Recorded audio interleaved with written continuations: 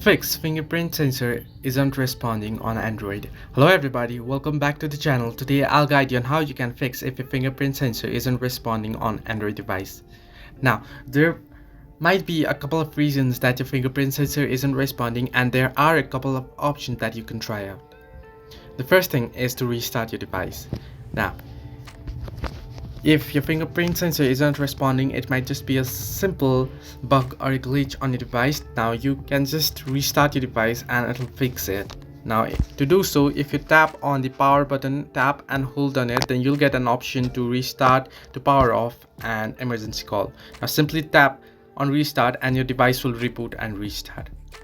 Now the second thing is to check for your software updates. Now to do so, scroll down your notification bar and on the top right corner of your screen you'll find the settings icon. Tap on it, and if you scroll all the way down below and head into software update, here you can download and install and check for if any update is available.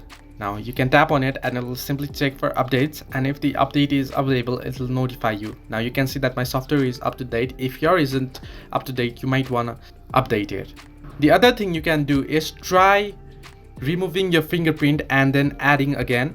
However, if this is the case and it's not working, then the screen protectors or cases might also be the factor that is affecting your fingerprint sensor. Now if you have put on screen protector or cases, then the fingerprint sensor gets quite a bit insensitive or a bit slow responding, so you might want to change your screen protector or remove the cases.